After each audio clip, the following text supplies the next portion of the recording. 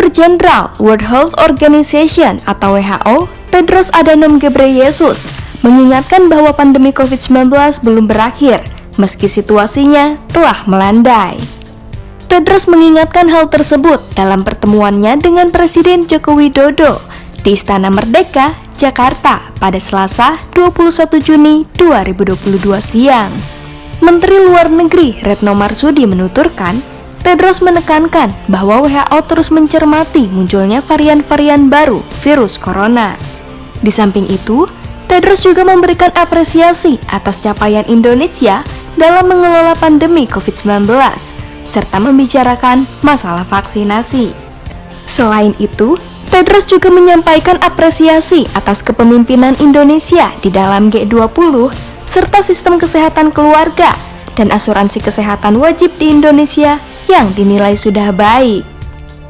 Menteri Kesehatan Budi Gunadi Sadikin menambahkan, Tedros berkunjung ke Indonesia dalam rangka menghadiri rapat Menteri Kesehatan negara-negara G20 yang berlangsung di Yogyakarta pada Senin 20 Juni 2022.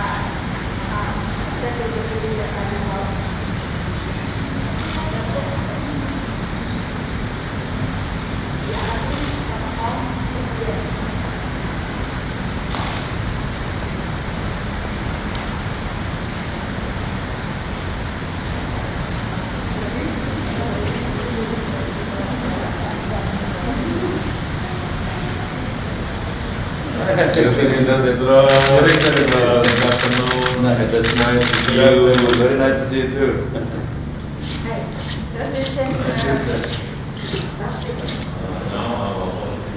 Oke, jadi bersama dengan Pak Menteri Kesehatan, saya baru saja mendampingi Bapak Presiden menerima kunjungan kehormatan Dirjen WHO.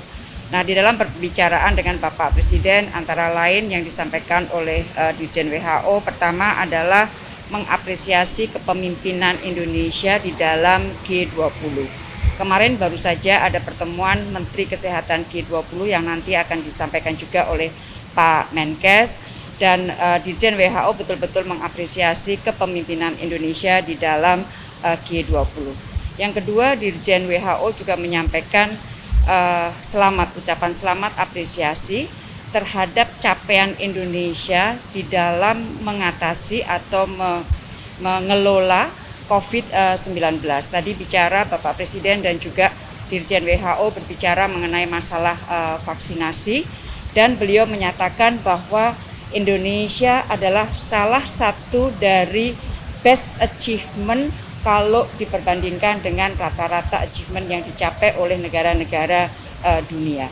Dan di dalam pembicaraan tadi disampaikan juga oleh Dirjen bahwa walaupun situasi kasus COVID-19 dunia sudah mendatar, namun beliau menyatakan bahwa pandemi belum selesai dan kita masih memantau terus, WHO masih memantau terus munculnya varian-varian baru.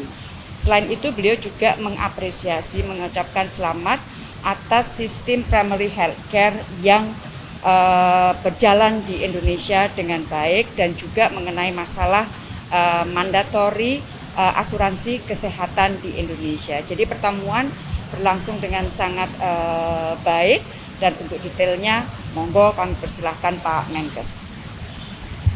Dirjen WHO datang ke Indonesia dalam rangka menghadiri meeting yang pertama dari Health Ministers G20 di Jogja kemarin.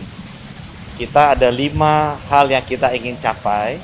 Yang pertama adalah pembentukan Financial Intermediary Fund. Ini adalah dana cadangan untuk mengatasi pandemi, dan alhamdulillah dengan bantuan Bu Retno, Bu Sri Mulyani, sama-sama kita bertiga sudah berhasil membentuk fund ini, dan sudah lebih dari $1 billion yang dikomit oleh beberapa negara dan institusi di fund ini. Yang kedua, kita juga membicarakan bersama WHO bagaimana uang yang ada di fund ini bisa dipakai untuk mengakses secara adil dan cepat istilahnya emergency medical countermeasures, jadi vaksin, obat-obatan, dan alat-alat diagnostik. WHO akan mengambil posisi di depan untuk bisa menentukan negara-negara mana yang perlu mendapatkan bantuan, segmen orang-orang mana yang perlu mendapatkan prioritas kalau nanti ada pandemi berikutnya. Dan pentingnya juga kerjasama antara pemerintah dan swasta karena hampir semua produsen dari vaksin, obat-obatan, dan juga alat kesehatan adalah pihak swasta. Yang ketiga adalah kita membicarakan mengenai integrasi dari lab genome sequence di seluruh dunia. Ini lab yang bisa mengidentifikasi kalau ada virus baru, varian baru, bakteri baru. Kita sudah duduk bersama 2 kali untuk berbicara bagaimana kita bisa mengintegrasikan data yang tersebar dari lab-lab genome sequence yang ada di dunia.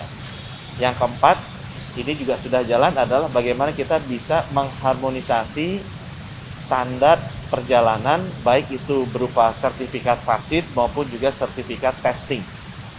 Sehingga nanti kalau ada pandemi lagi, yang responsnya harus lockdown, orang-orang yang sehat dan sudah divaksin masih tetap bisa bergerak. Sehingga pergerakan barang masih bisa juga berjalan karena pilotnya sama kru kapalnya sehat gitu ya, boleh keluar, dan akibatnya ekonomi juga berputar. Pengalaman kita di pandemi yang kemarin, begitu di lockdown, ekonomi berhenti.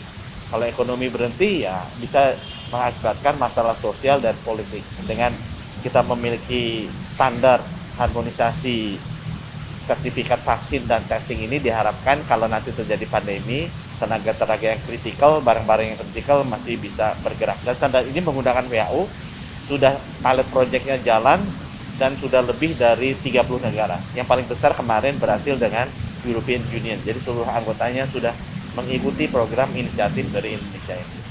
Kemudian yang terakhir, yang penting juga adalah kita mau melakukan standarisasi atau regionalisasi dari manufacturing sama research hub. Tidak hanya di negara-negara utara, tapi negara-negara selatan. Karena kemarin ada isu mengenai ketersediaan dan akses vaksin di seluruh dunia. Kita merasa perlu lebih banyak lagi pabrik-pabrik dan kemampuan riset pengembangan vaksin, terutama teknologi yang baru, yang mRNA di negara-negara selatan. Ada 4 negara yang sudah siap untuk berpartisipasi di anggota G20 ini adalah Afrika Selatan untuk daerah Afrika ya. Kemudian Brasil dan Argentina untuk daerah Amerika, daerah selatan, kemudian di Asianya India dan Indonesia. Nah, kita harapkan round pertama ini kita bisa mencapai milestone-nya cukup baik, sehingga nanti di round kedua meeting Menteri Kesehatan di bulan Oktober kita bisa memfinalisasi semua deliverables-nya secara konkret, sehingga nanti pada saat leaders meeting di bulan November, kelima hal yang tadi ingin kita capai sudah selesai. Demikian, terima kasih. Terima kasih.